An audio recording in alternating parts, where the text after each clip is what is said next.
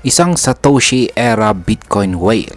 Oo, isa sa mga OG or original gangster ng crypto ang biglang gumising matapos po ang higit 14 years at tuluyan ng ibinenta ang lahat ng hawak niyang 80,009 Bitcoin.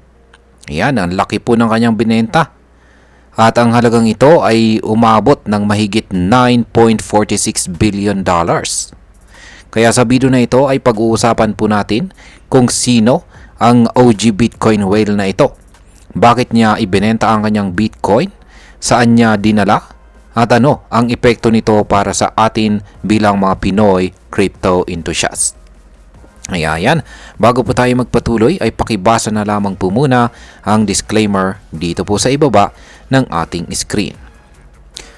Yan, ang OG Bitcoin whale na ito ay isa sa mga pinakamatagal ng hawak ng Bitcoin sa buong mundo. Bumili po siya ng mahigit 80,000 na Bitcoin noong taong 2011 sa halagang $217,000 lamang. Oo, tama po ang narinig ninyo.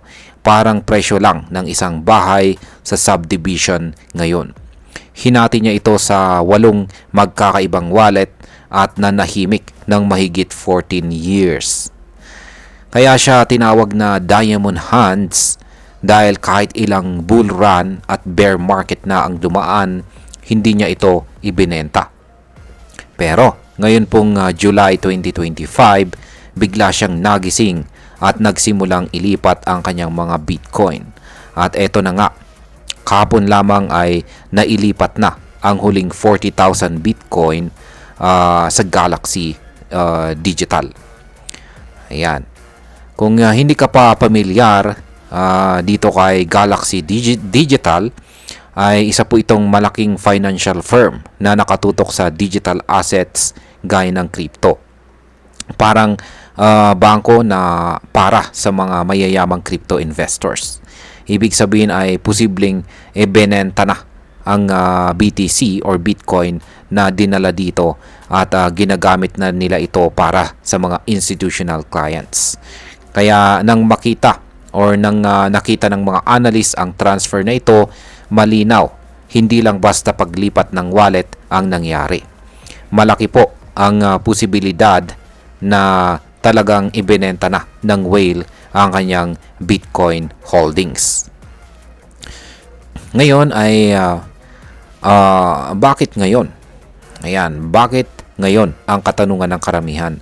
Bakit sa panahon kung kailan mataas si Bitcoin ay bigla niyang binuhos ang kanyang Bitcoin holdings?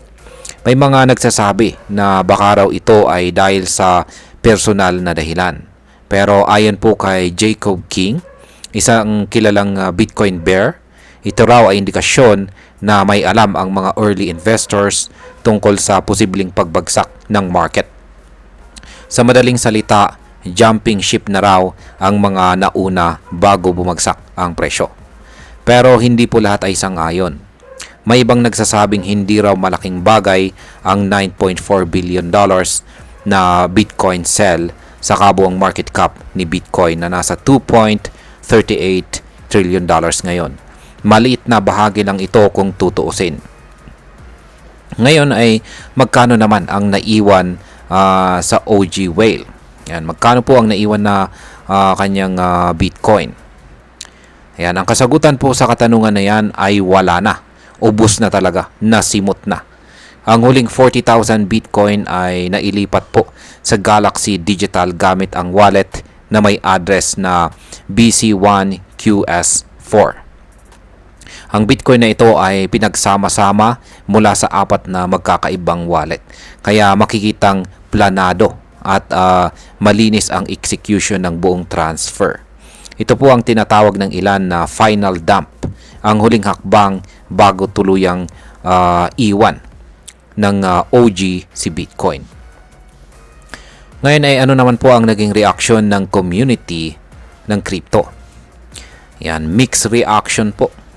May mga nagpupugay sa tibay ng loob ng OG na hindi ibinenta ang kanyang Bitcoin kahit ilang ulit pa itong tumaas at bumagsak sa loob ng 14 years.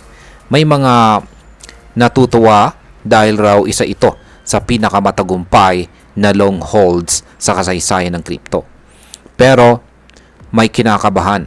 Ang ganitong malalaking sell-off ay maaring magdala ng fear o takot sa market.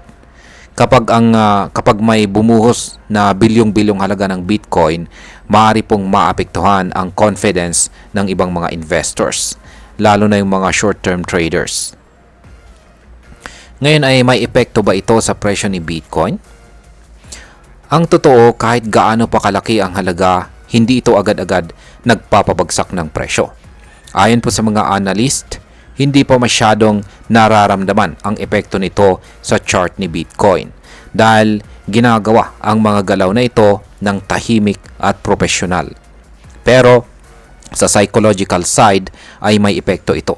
Kapag nakita ng ibang tao na ang isa sa mga OG holders ay nagbenta na, maaring matrigger po ang panic selling sa ibang baguhang investors. Kaya kailangang bantayan ang market sentiment sa mga susunod na araw. At para po sa atin bilang mga Pinoy crypto enthusiasts na naka-invest o nagpaplanong pumasok sa crypto, ito ay isang magandang paalala. Una, dapat nating tandaan na kahit gaano po katibay ang isang coin, may mga panahong maglalabas ng tubo ang mga nauna at natural lamang po yan. Pangalawa, huwag tayong basta-basta magpa-apekto sa galaw ng mga malalaking whales. Ang mahalaga, meron po tayong sariling strategy. Hindi lang puro hype ang basihan. Kaya i-check po natin lagi ang market trends, magbasa ng news tulad nito, at higit po sa lahat ay huwag po tayong mag-all in. At bilang panghuli, ang masasabi ko naman tungkol dito ay saludo ako dito sa OG whale na ito. Imagine mo, tiniis niya ang lahat ng bull at saka bear market mula pa noong taong 2011 hanggang ngayon. At nang magdesisyon siyang mag-cash out, ginawa niya ito sa profesional at malinis na paraan. Pero sa kabilang banda, hindi ko ito nakikita bilang endgame ni Bitcoin. Sa halip, isa lang itong normal na bahagi ng cycle ng crypto. May pumapasok, may lumalabas. Ang mahalaga, patuloy po na tumataas ang adoption at gumaganda ang technology sa likod ng blockchain. At ayan, hanggang dito na lamang po tayo sa video na ito mga ka-crypto. Marami pong salamat sa panonood. Ingat po tayo lagi at God bless po sa ating lahat.